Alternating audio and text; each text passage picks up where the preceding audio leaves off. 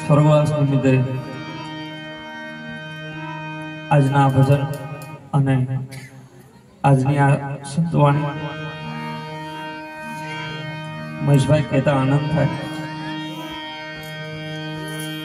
કે મારા હીરા બાપા છે ને ખરેખર એવો સદા આત્મા છે બાપ કે એમના નિમિત્તે અહીંયા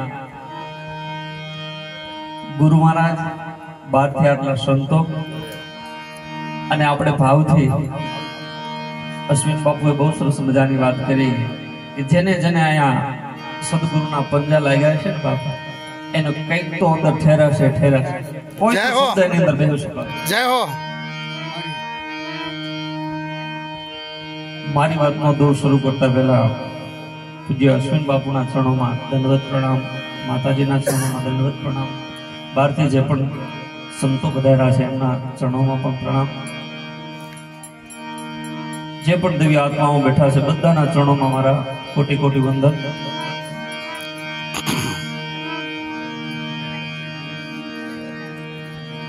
વાડીમાં કામ કરતા હોય અને કોઈ તમારી ઉપર તકલીફ આવી જાય અને તમારો બાપ ઉભો હોય ને તો તકલીફ ને આડો આવીને ઉભો રહી જાય.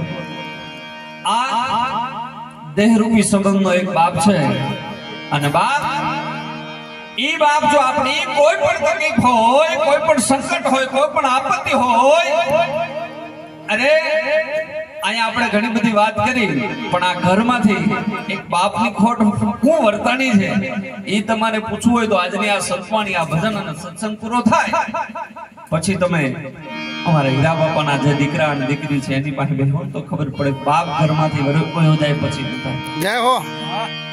આ ઘર છે એની ઉપર મોભારું છે, નડિયા છે. એક નડિયું તૂટી જાય ને તો કોઈ ફેર ન પડે બાપ, પણ એનું મોભારું તૂટી જાય ને અને વરસાદ આવે ને તો આખા ઘરમાં પાણી પડે હો. જય હો.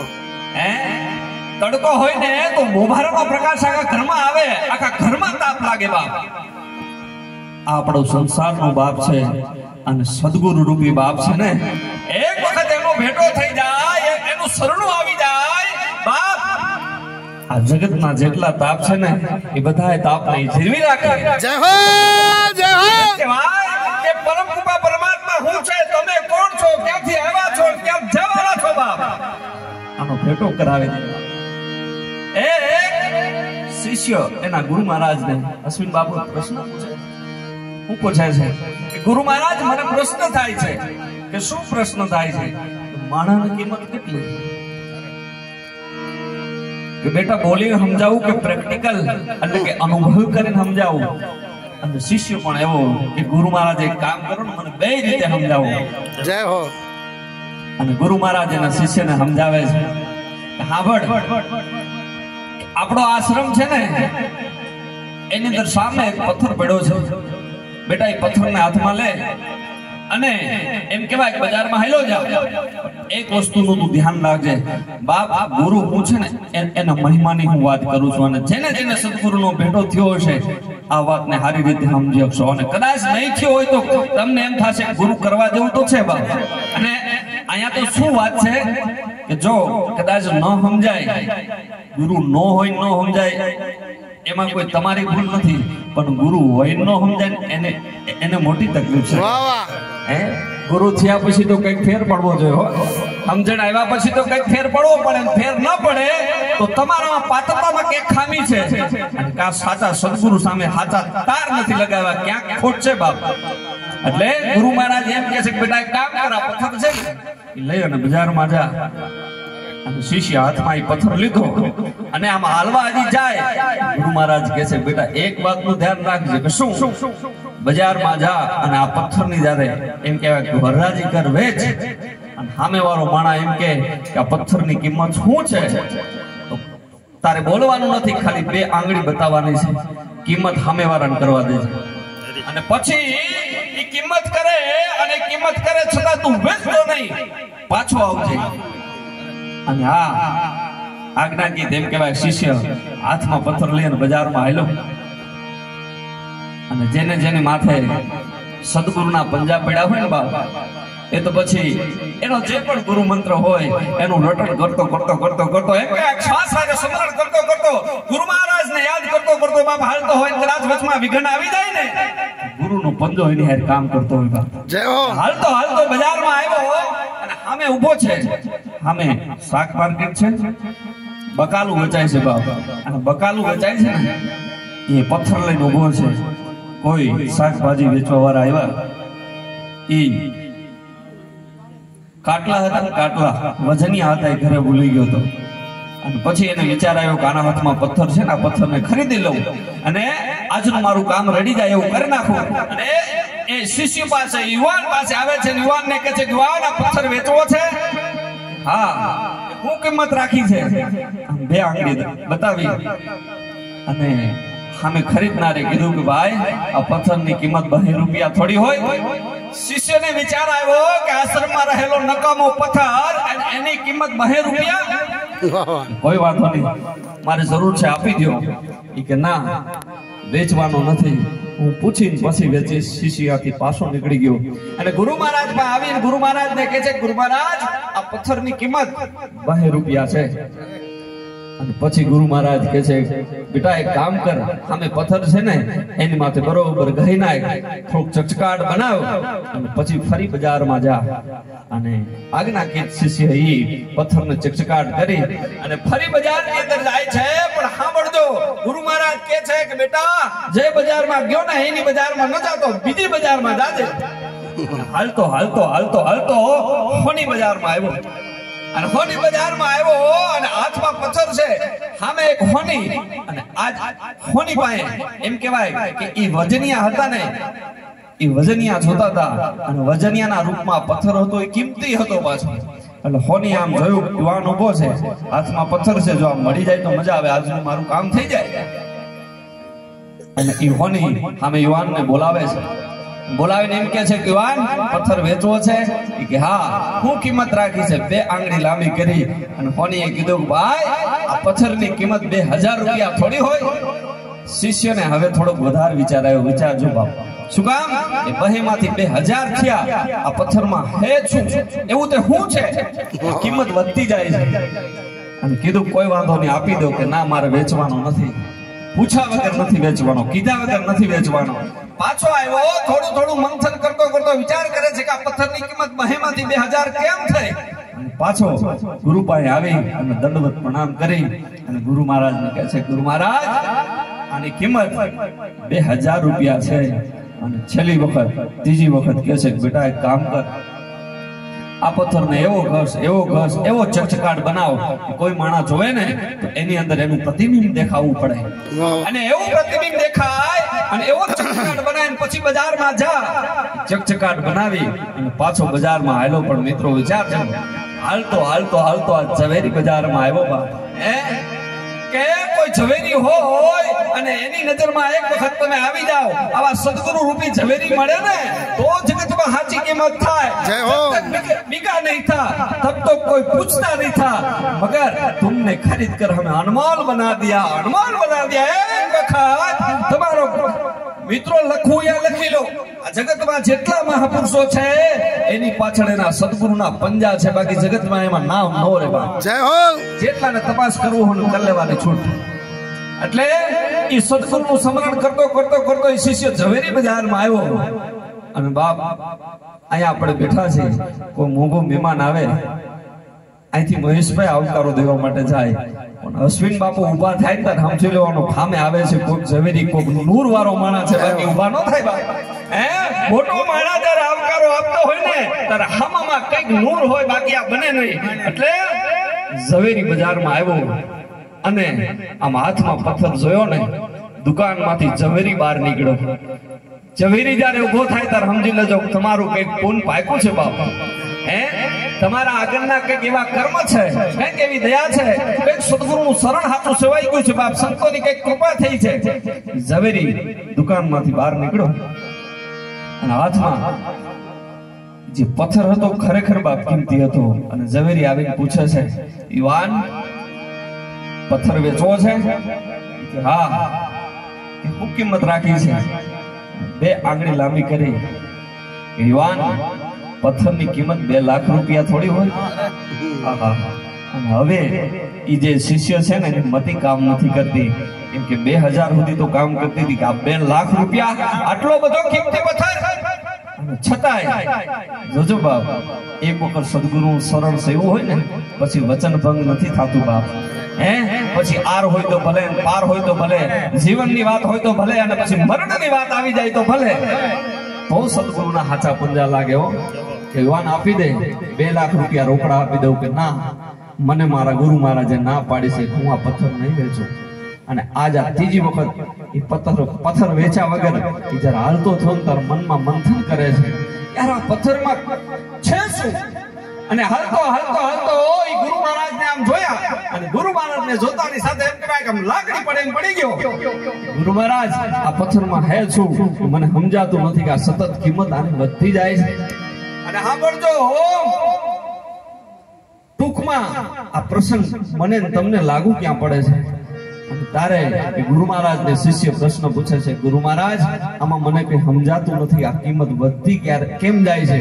અને તારે ગુરુ મહારાજ કહે છે કે બેટા હમણાં મને એક પ્રશ્ન પૂછો તો કે માણાની કિંમત કેટલી? તો સાંભળ કે માણાની કિંમત કેટલી? કોઈ શાકભાજી વેચતો હોય, અને શાકભાજી વેચતો હોય ત્યાં જે માણસો હોય ને એના શાકભાજી ઉપર ગમે તેટલી માખીઓ બેહે ને તો એને કોઈ ફેર ન પડે.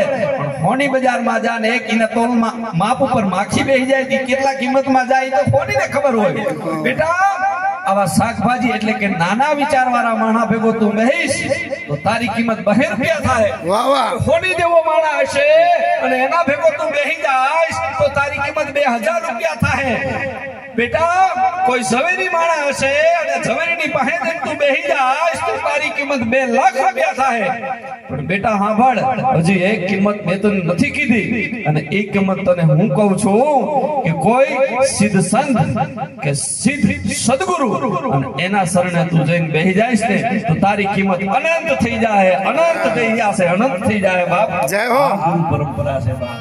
એક વખત ગુરુનો પંજો પડે ને, આ ટ્યુબલાઇટ આ ફોક્સ ચાલુ છે ને આપણને જેટલું અંજવાળું દેખાય છે ને તમારી અંદર એ અંજવાળું દેખાય, અનુભવ હોય એ તો જાણતા હોય. આ બાપુ હમણાં ઘણી વાત કરી કે બોલે એ બીજો કોઈની પરમેશ્વર પોતે, કે બોલે એ બીજો કોઈની પરમેશ્વર પોતે, અને તોય મૂર્ખો બહાર જઈને ગોતે. અરે પ્યાર કરી લે, પ્યાર કરી લે, શું કોઈ તારો યાર નથી? અરે ગોતી લેજે, ગોતી લેજે, ભીતર છે કે બહાર નથી બાબા. આપણી અંદર જ બેઠો છે પણ સમજાય તો. અને આ ક્યારે પતે? એનો એક નાનકડો બહારથી મહેમાનો પણ પધાર્યા હશે, એક છેલ્લી નાનકડી વાત કર્યું, આ ક્યારે સમજાય? આ ભરોસાનો વિષય છે બાપ. એક ગુરુ મહારાજ અને જંગલની અંદર બધા શિષ્યોને એમ કહેવાય બ્રહ્મ જ્ઞાન, આત્મજ્ઞાન કઈ રીતે કરવું એના એમ કહેવાય કે અશ્વિન બાપુને જેમ ઉપદેશ આપે. અને એક મધરાત થઈ આવ્યા અને બધા શિષ્યો હતા એ સૂતા હતા, અને ગુરુ મહારાજ જોવા નીકળે છે, કોઈને તકલીફ નથી, અને જોતા જોતા જોતા જોતા જોતા જોતા જાય છે. અને એક જગ્યાએ જઈને જોવે છે ને તો શિષ્ય સૂતો છે, અને એના બરોબર ગળાની બાજુમાં એક કાળોતરો સાપ બેઠો છે, અને સાપ બરોબર ડંખ મારવાની તૈયારીમાં છે. અને એ જ વખતે ગુરુ મહારાજ આવી જાય છે. જો ગુરુ મહારાજની કૃપા હોય તો તકલીફ આવે ને પેલા આવી જાય, ભરોસો હોવો જોઈએ. જો સંસારની રીતે તમને સમજાવું, આપણા ઘરમાં કોઈ તકલીફ આવે અને આપણો બાપ બેઠો હોય ને તો આપણને કોઈ પણ પ્રકારની તકલીફ ન પડે.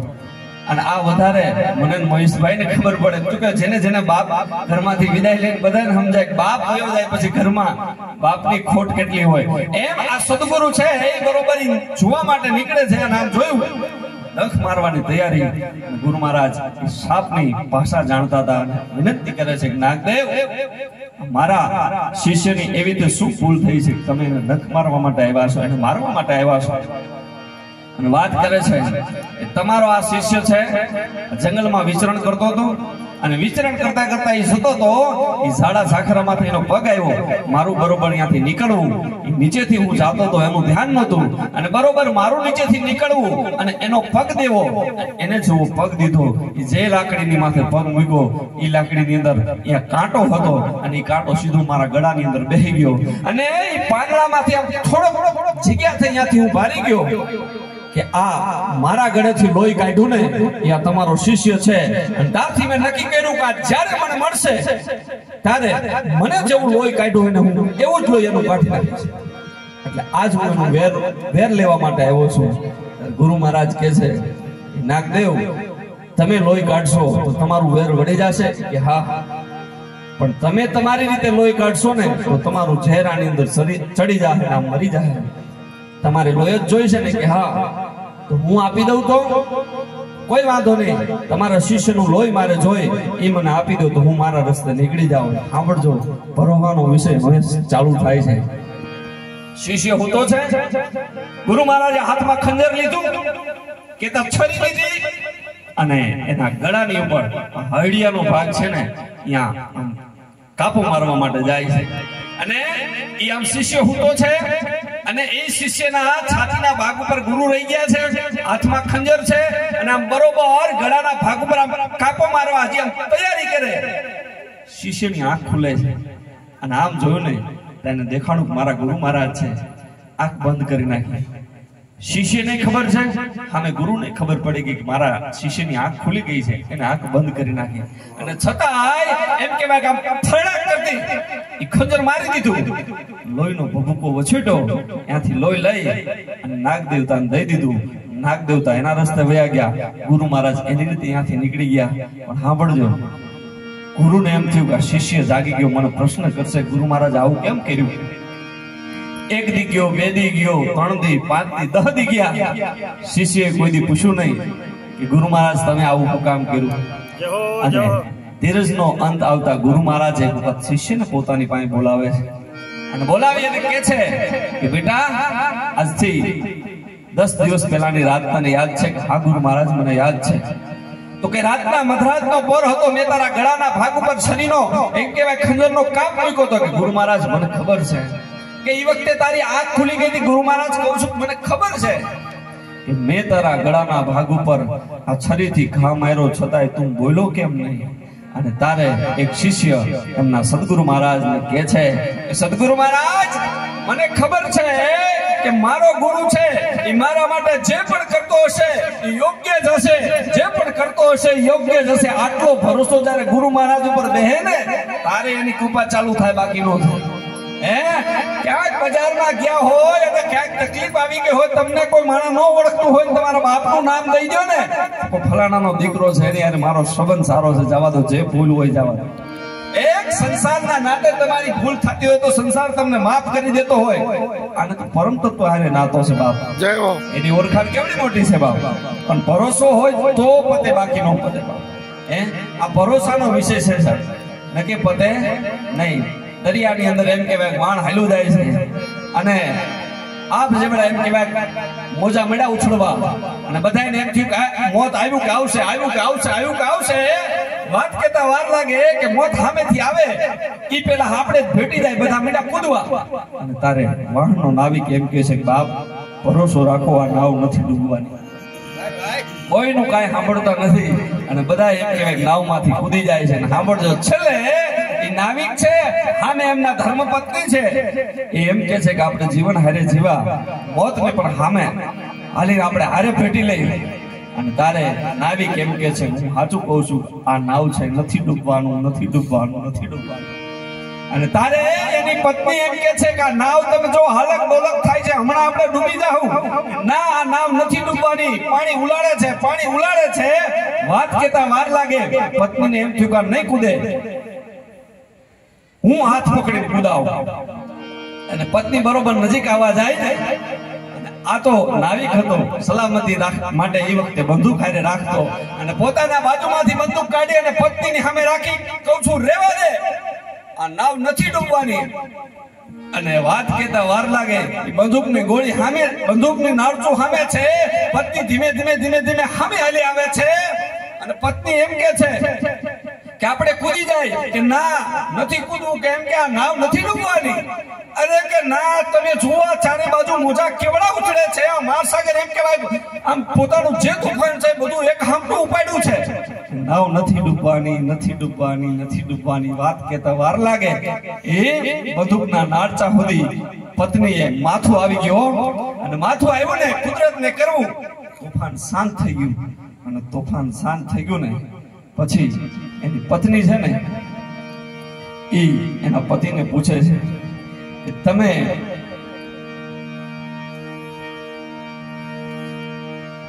પતિ છે ને એની પત્નીને કહે છે કે આ બંદૂક છે ને ખોટી નથી, તને કહી દઉં. એક ભડાકો કર્યો ઉપર અને ભડાકો કર્યો અને પછી એમ કહે છે કે આ બંદૂક સાચી હતી છતાંય તું આ બંદૂકના નાળચા સામે શું કામ આવી? અને તારે એની પત્ની કહે છે કે મને મારા પતિ ઉપર ભરોસો હતો, મને મારા પતિ ઉપર ભરોસો હતો. મારો પતિ છે ને એ બંદૂકનો ભડાકો મારી માથે નો કરે એટલે નો કરે. અરે કે હા ભાઈ, એક નાશવંત શરીર છે, આ પંચતત્વનું શરીર છે, આના પડતા વાર નથી લાગવાની. એવા નાશવંત શરીર ઉપર તને ભરોસો હોય કે બંદૂકમાંથી ગોળી નહીં ફોડે અને નો ફૂટી તો હાબળ, મને પરમ તત્વ એવા પરમાત્મા ઉપર ભરોસો હતો કે આ તોફાનમાં મારું નામ નથી ડૂબવાનું, નથી ડૂબવાનું, નથી ડૂબવાનું.